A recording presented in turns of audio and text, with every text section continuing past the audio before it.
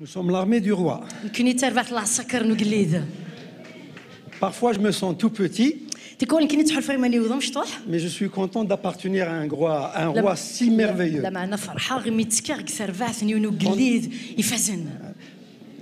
Je me suis rappelé ce verset qui dit « Ils l'ont vaincu »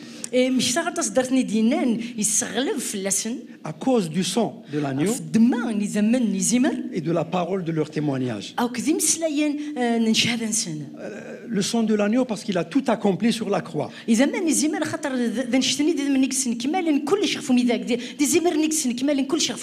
Mais la parole de notre témoignage, je la trouve aussi importante parce que c'est notre confession. Crier avec joie que nous sommes l'armée du roi, ça fait peur à l'ennemi. Souvent dans la vie du peuple d'Israël, l'issue du combat était finie parce que seulement ils ont entendu des bruits. Dieu a envoyé des bruits dans le camp ennemi.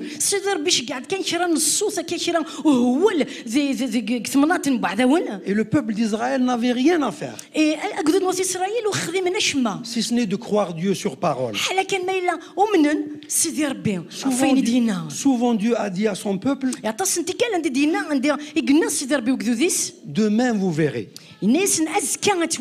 Demain vous verrez la gloire de l'Éternel. Le frère, le pasteur Salah a commencé par un verset de Deutéronome.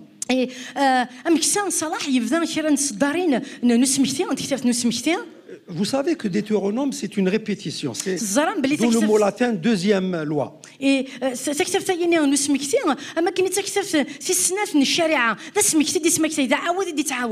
la particularité de Deutéronome, c'est que c'est un regard de presque 40 ans dans la vie du peuple d'Israël.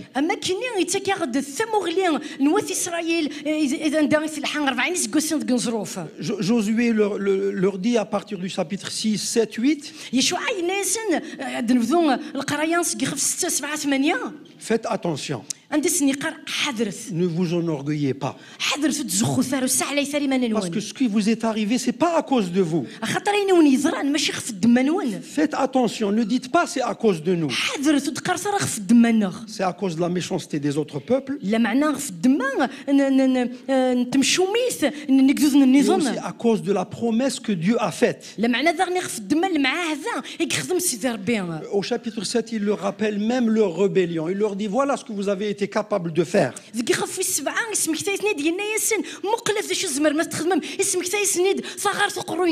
Vous avez été mauvais, vous avez été des mauvais élèves. Et il utilise un mot, vous avez excité la jalousie de Dieu. Vous avez rendu Dieu jaloux à cause de votre comportement. Et ce verset, ce qu'il a de particulier, c'est que Dieu le dit. Dieu a permis tout cela. Et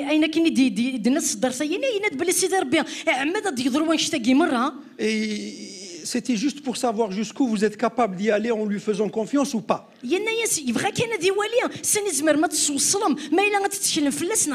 Et Dieu vous a permis de passer par des épreuves pour savoir jusqu'où vous êtes capable de lui faire confiance.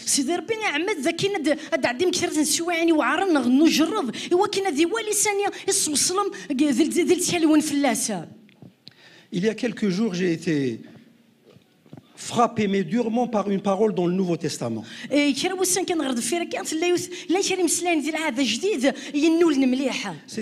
C'était par rapport à la manne.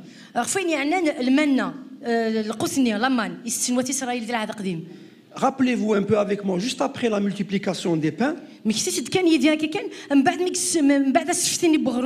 les disciples ont posé la question à Jésus. Moïse nous a donné la manne. Et toi, que fais-tu?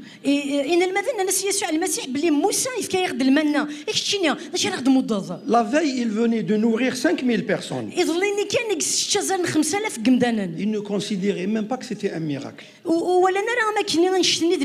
Alors c'est là où les premières défections des chrétiens dans l'histoire ont commencé. Et il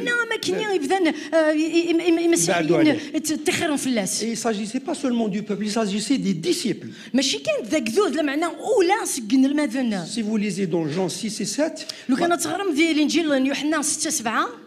il était question où le Seigneur Jésus leur a dit: vos pères ont mangé, mais ils sont quand même morts. Ils ont mangé de la manne pendant des années, mais ils sont quand même morts. Mais moi, le pain que je vous donne, qui est mon corps, tout simplement, vous n'allez jamais mourir. Vous allez vivre éternellement. Ça me rappelle un peu le passage de la femme samaritaine au puits. Quand il lui a dit: si tu bois de mon eau, tu n'auras jamais soif, c'est-à-dire tu ne reviendras plus jamais à ce puits.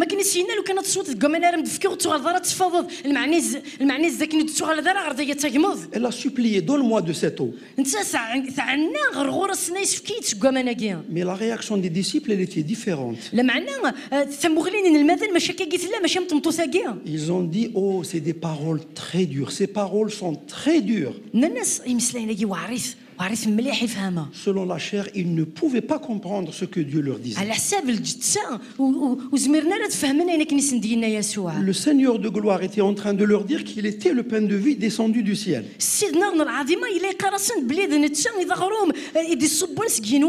Tout ce qu'ils avaient à dire, c'était trop dur. Qui peut comprendre ces paroles? Et c'est là où on trouve le premier verset où même ses disciples le quittèrent et ils ne marchèrent plus avec lui.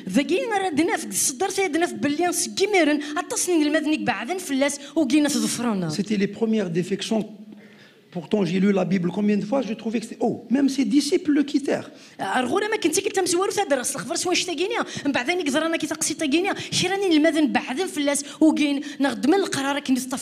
Pourtant, ils ont vu quelques miracles déjà. Mais ils ne pouvaient pas supporter une telle parole. On commence tous par avoir une relation avec le Seigneur. On le connaît d'une certaine manière. Mais à un moment de notre vie, le Saint-Esprit intervient. Et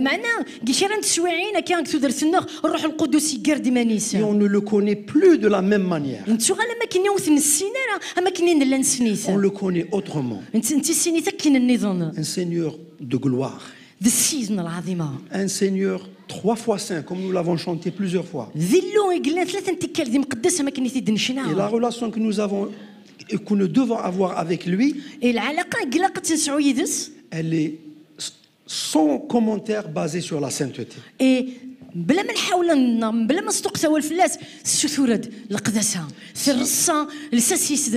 S'il y a un problème à ce niveau-là, ça fausse toutes les relations avec Dieu. On a beau d'être capable de faire de bonnes choses, c'est pas une relation. Parce que la base de la relation avec Dieu, c'est la sainteté. L'apôtre Paul dit aux Corinthiens: ce que Dieu veut, c'est-à-dire la volonté de Dieu à votre égard, c'est que vous soyez saints. Car lui-même est saint. Je voudrais partager avec vous un passage qui illustre bien la relation du peuple d'Israël avec Dieu.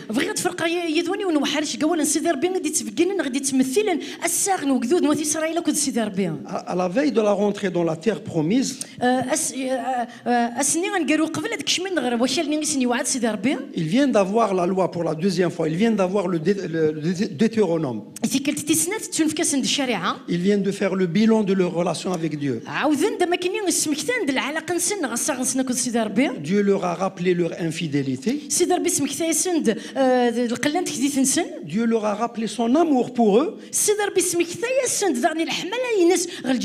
Que malgré toutes ces infidélités,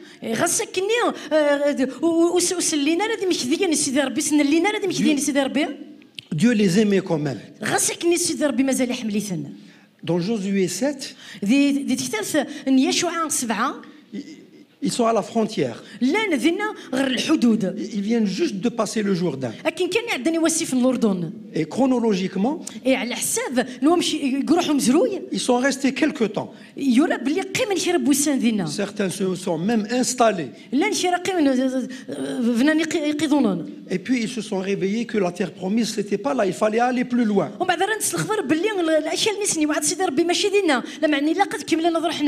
Je ne sais pas si on peut avoir le texte de Josué 7, comme ça on va gagner du temps. Josué 7, il se trouvait devant une situation où on ne comprend pas leur agissement. On voit Josué, il consulte les anciens. Il pose la question à quelques espions qu'il a envoyés à Haï.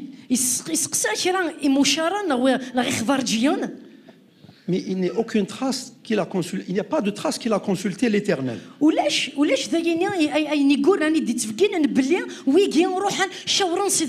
n'y a aucune allusion à ce qu'il a prié ou il a demandé un conseil à Dieu.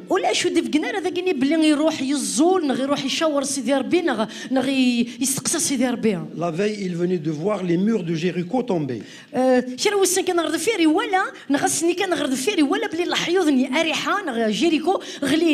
vous avez vu combien c'était glorieux. À l'énoncé et au cri des trompettes, les murs sont tombés.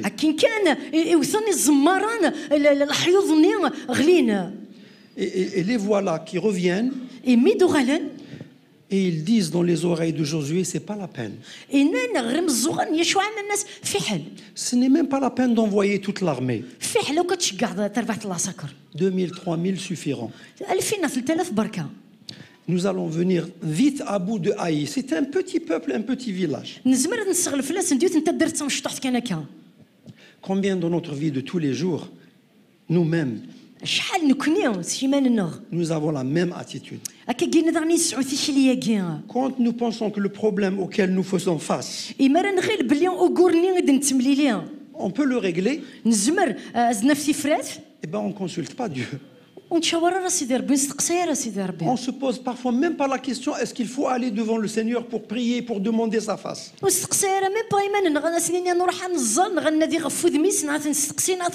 Cette chose est à notre portée. On va se débrouiller, on va régler ça vite fait nous-mêmes. Vous savez, le peuple d'Israël a reçu une gifle, mais alors magistrale. Ce peuple qu'on croyait insignifiant, petit, on va le battre facilement, et bien il leur a infligé une sacrée défaite.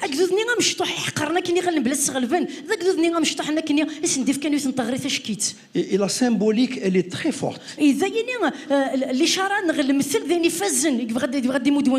Ils ont tourné les pas devant leur ennemi. Ils ont tourné les pas. Ça veut dire ils ont fui devant leur ennemi. Or, la promesse que Dieu a faite à Josué, donc à partir du chapitre 1, si tu marches dans la sainteté, si tu obéis à ma voix, si tu marches selon mes commandements, tu ne tourneras jamais les pas devant tes ennemis. C'était la promesse de Dieu. Tu ne tourneras pas tes pas devant l'ennemi. Et là devant Haï, un petit peuple, ils ont tourné les pas devant leur ennemi.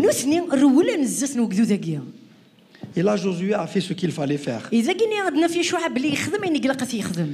Ce passage est riche en enseignements. Et beaucoup de personnes se posent des questions. Pourquoi le fait d'une personne ou d'une famille a fait que toute la famille soit tuée, passée, lapidée?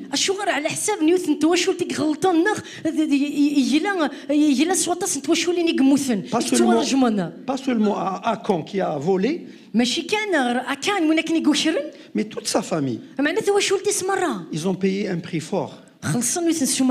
Et souvent, beaucoup de croyances ne comprennent pas ça. Pourquoi toute sa famille? C'est lui, c'est Achan qui a volé. Heureusement que le Seigneur ne fait pas toujours comme ça. C'est pas le vol d'une personne qui retombe sur toute la famille.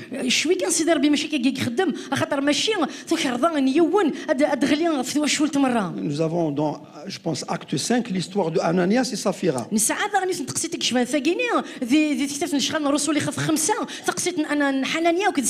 C'est uniquement les deux qui ont payé.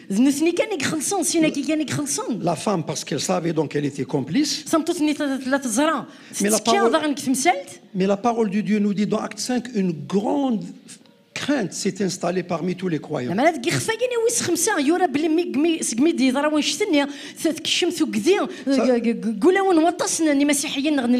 Ça veut dire que les croyants ont compris que Dieu ne joue pas avec la sainteté.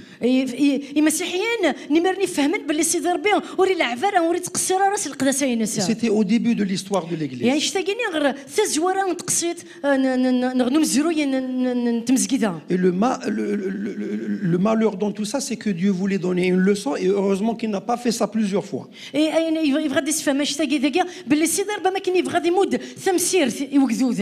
Mais si on pense à ce que a fait Achan, celui qui a volé,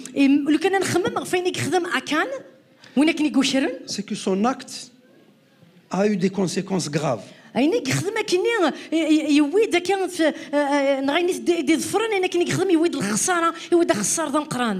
La plus grande des conséquences, c'est qu'ils ont fui devant leur ennemi.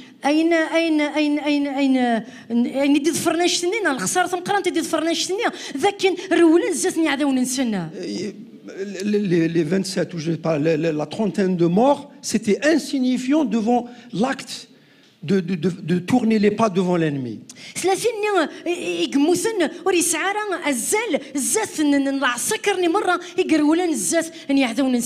Mais dans la prière de Josué, cet acte a semé même le trouble. Josué a, dans sa prière, presque à douter des intentions de Dieu de les mener à bout.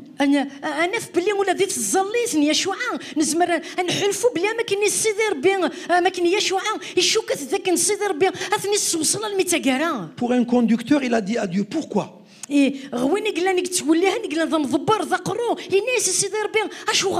Pourquoi tu as permis ça? Qu'est-ce qu'ils vont penser les autres? Ils vont prendre courage, ils vont nous attaquer. Ils vont penser que leur Dieu n'est plus parmi eux.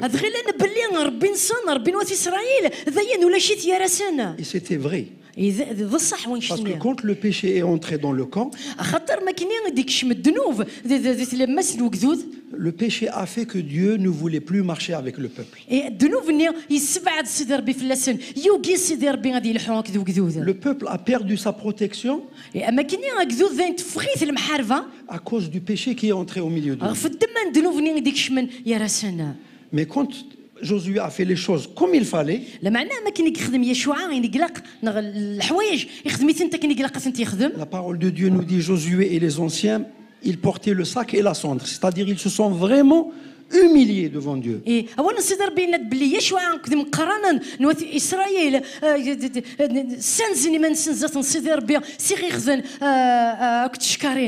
Ils ont pleuré devant Dieu. Et c'est fabuleux. Dieu dit à Josué, pourquoi tu continues à te prosterner? Pourquoi tu continues là, dans cette position? C'est comme si tu sais ce que tu as à faire. Lève-toi. Fais ce que tu dois faire. Et c'est là où Josué a appelé le peuple à se sanctifier.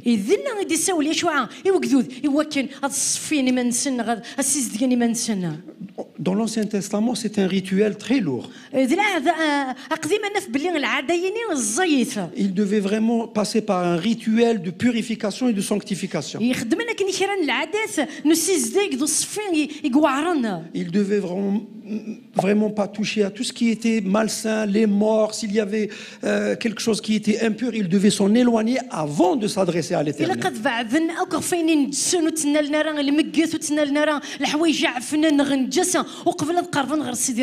Heureusement pour nous aujourd'hui, on n'a pas besoin de subir ce rituel.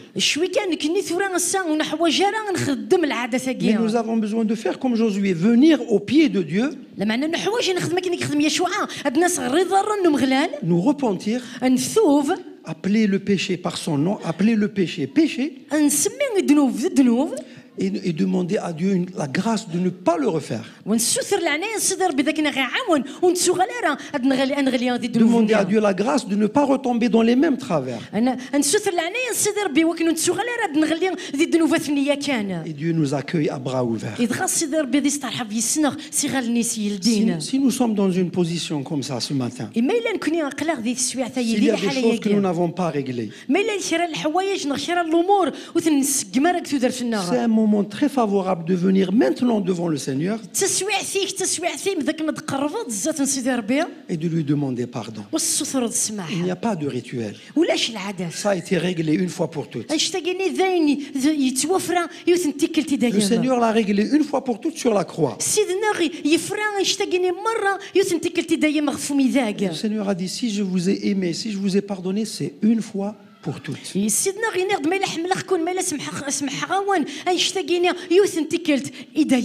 nous voulons être dans la joie, la croix est un passage obligé. Que l'Esprit de Dieu nous fasse vraiment revenir toujours là où tout a été réglé.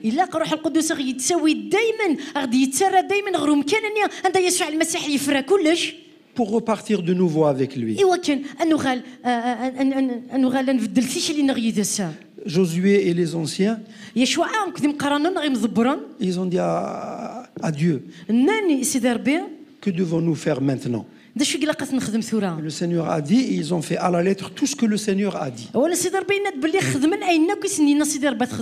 Et à partir du chapitre 8, même à partir du chapitre 8:1, Dieu a dit, je serai avec vous.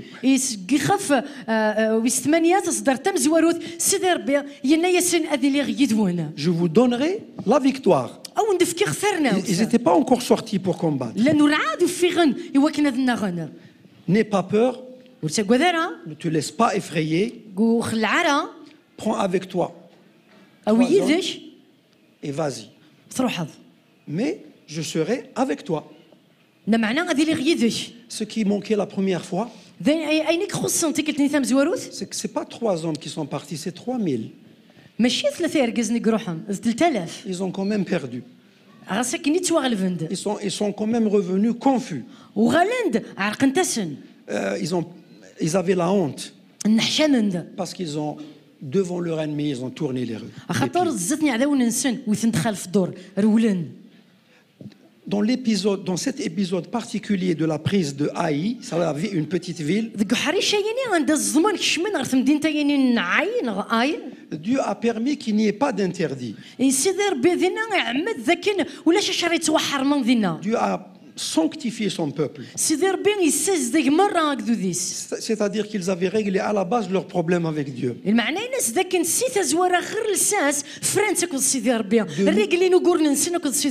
De nouveau, ils jouissaient de la présence de Dieu.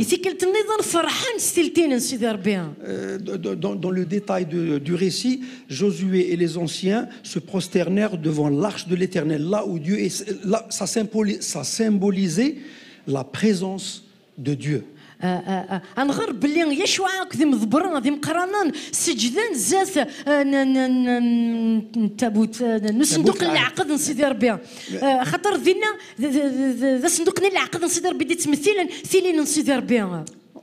À cette période-là, il n'y avait pas de temple. C'était plutôt le tabernacle. C'était quelque chose qu'on pouvait plier, déplacer.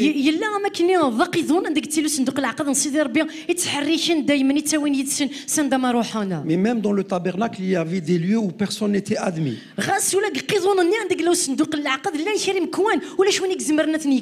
À part Josué, personne ne pouvait rentrer dans le lieu qui symbolisait la présence de Dieu, le lieu très saint.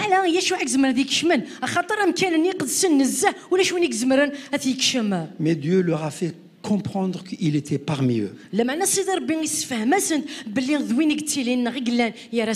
Et croyez-moi, dans notre vie de tous les jours, ça fait une sacrée différence. Quand on veut aller devant quelque chose ou régler devant une épreuve ou un problème, quand on a cette intime conviction que Dieu est avec nous, ça change totalement la perspective. C'est à l'image de ce cantique qu'on chantait. Nous dirons aux montagnes, jetez-vous. Parce que nous savons que ce n'est pas de notre ressort, mais parce que celui qui est avec nous, il est plus fort que celui qui est dans le monde. Celui qui, derrière lequel nous marchons, c'est le plus grand héros. C'est l'Éternel des armées. Son nom est le Seigneur. C'est vraiment le Seigneur des Seigneurs. Nous n'avons pas à craindre quelque chose de plus bas que lui parce qu'il est au top.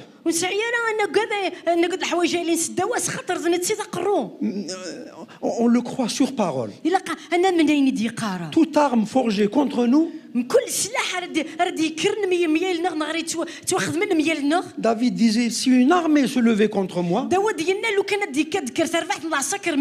eh bien je ne crains rien, parce que le Seigneur est avec nous. Et c'est là où on voit vraiment que lorsque Dieu est au milieu de l'affaire, et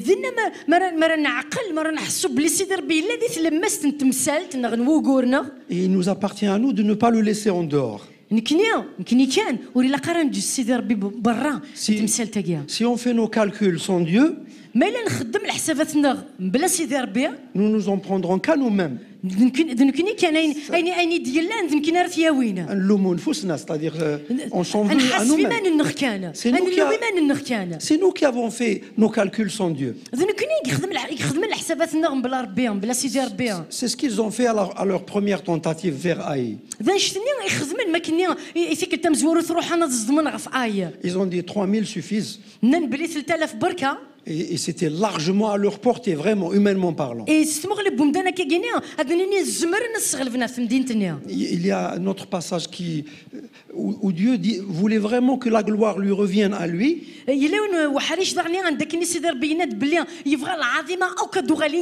Il disait au prophète, non, ça c'est trop, ça c'est encore moins. Ils se sont retrouvés avec 300. C'était Gédéon. Oui, ils se sont retrouvés avec 300 au lieu de je ne sais pas combien de milliers. À chaque fois, Dieu dit non, non, c'est encore trop. Bzef.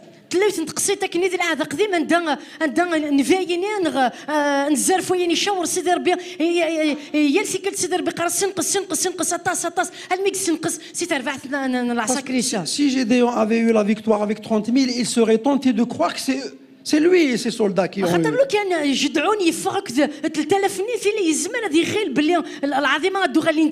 Mais Dieu a dit moins,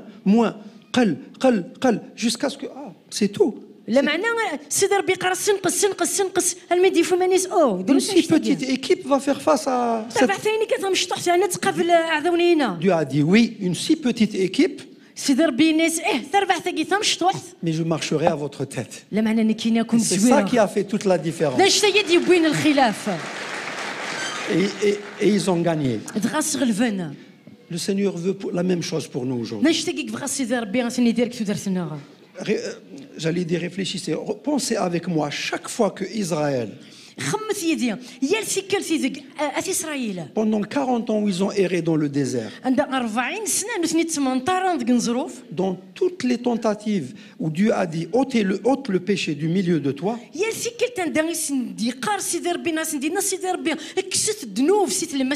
ça a été suivi immédiatement des faits. La bénédiction de Dieu était toujours au rendez-vous. Et à chaque fois qu'ils ont fait le contraire, ils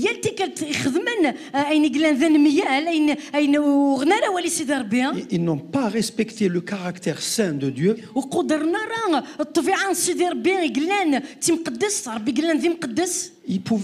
Certains pensaient que dans l'attente, peut-être que à Caen, c'est dit, à part mes proches, parce que c'était des tentes, c'est pas des appartements comme aujourd'hui où un individu peut se fermer tout seul dans une chambre, c'était une tente. Donc certainement, les membres de la famille l'ont dû quand il a creusé. ماشي كان خاطر ديال الوقت ني يقيضوا النزغان ماشي كمثلا نزدق ليزابارتمون بلا شي كان مي كوشري صور ديالني البعض كتواشولتيس ولا انت ما كني غزا يفر الكنزني كوشر. Donc certains membres de la famille ont dû le voir. بلا شك قال انت واشولتيس ولا انت.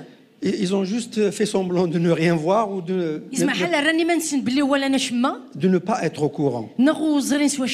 Mais Dieu a tout vu. Et à la mesure de cette infamie et infidélité, Dieu les a punis.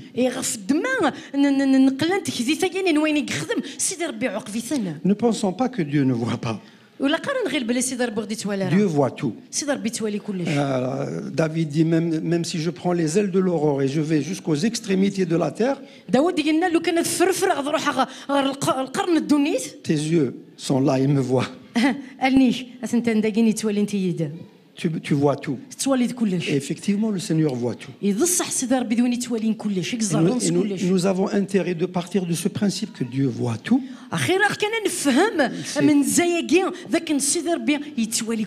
Il sait tout. Et il peut tout.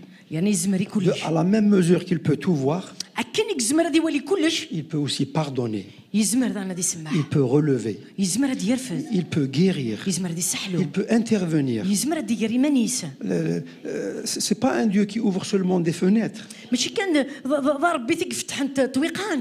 Seigneur ouvre des boulevards. Soyons des gens qui saisissons par la foi les choses qui nous paraissent impossibles. Il a été malheureux cet officier à qui le prophète a dit eh ben, tu verras de tes yeux. Mais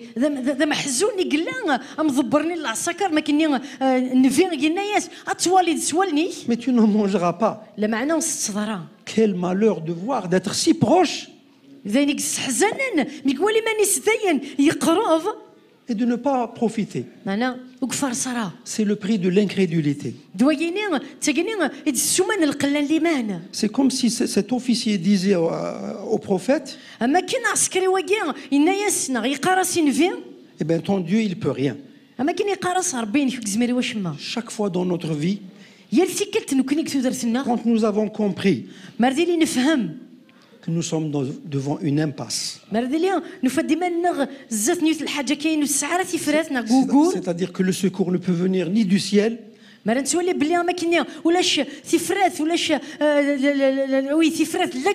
ni des amis à côté. Personne ne peut nous venir au secours.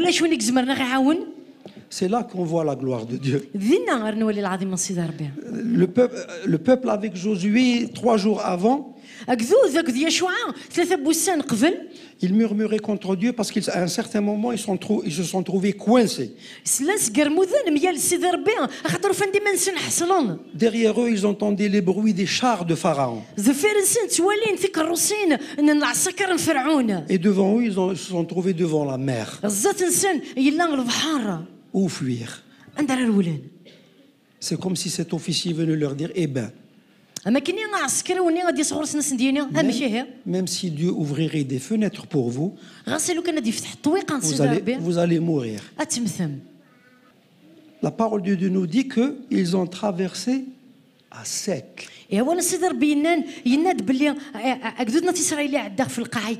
Même leurs pieds, leurs souliers n'étaient pas mouillés. Quand les choses deviennent impossibles, Dieu rend la chose possible. Et à la grandeur de son amour pour nous, il fait la même chose pour nous aujourd'hui. Parfois nous avons besoin de lui demander, de le prier, de le supplier. Parfois nous avons une liste de prières, on aimerait bien que les uns et les autres prient.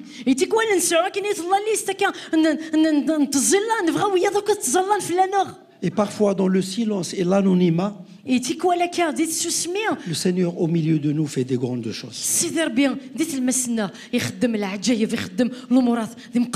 je prie que ce matin, parmi nous qui sommes ici présents,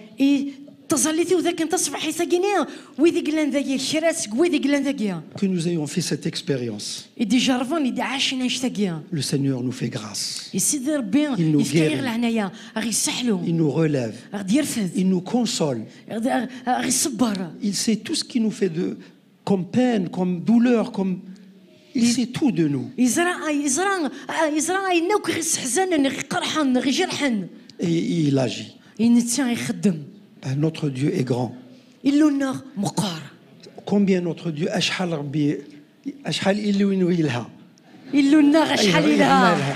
combien notre Dieu est grand. Combien notre Dieu est grand. Il faut ajouter foi à ce que nous confessons. Et le Seigneur est là par son esprit. Il rend témoignage à notre esprit. Nous avons confessé que la chose est possible. Elle est possible à cause de lui. Parce que tout ce qu'il dit, il l'accomplit. Celui qui vous a appelé est fidèle. Et c'est lui qui le fera. Sanctifions-nous. Rétablissons une relation saine avec notre Dieu. Et nous jouirons de tous les privilèges des rachetés. Le